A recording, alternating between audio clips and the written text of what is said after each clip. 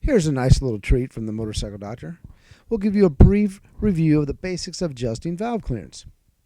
Most engines need at least 3/1000ths of valve clearance or lash so that when all the parts heat up, the valve will still close all the way.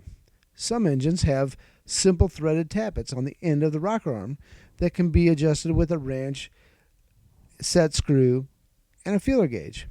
Some engines have replaceable shims that are held in the top of the valve buckets, but in most high-performance engines that have high rev capabilities, the shim is locked in under the bucket so it won't get spit out.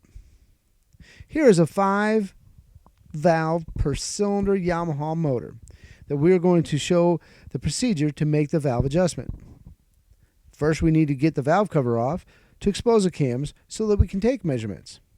On this engine, all the exhaust valves are within the factory limits, but on the intake side, all 12 of the valves are too tight. Not even a 1/1000th filler gauge will slide between the bucket and cam. This now requires the removal of the cam to change the shim thickness underneath the buckets. Remember, they come in different sizes and smaller ones will be needed. By pushing back the carbs, the cam chain tensioner can be removed. This gives the chain enough slack.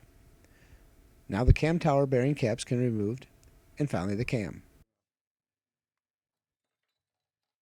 Now we can remove the buckets with a magnet and measure each shim to get the proper replacement size.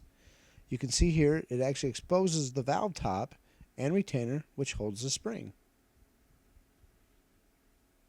The engine is rotated a few times. This will help seat the new shims and the clearance is rechecked. The bike is now finished by the reverse order of disassembly. I know this was just a short glimpse of what is done on valve adjustments, but if it gone unchecked like this machine, it wouldn't be long before the valve damage would occur. This is because the valve never closed all the way and the combustion pressure blows by the seal. This burns both the contact surface of the valve and the valve seat. So, make sure this procedure is done on time. Otherwise, the head has to completely come off at a much higher cost of repairs.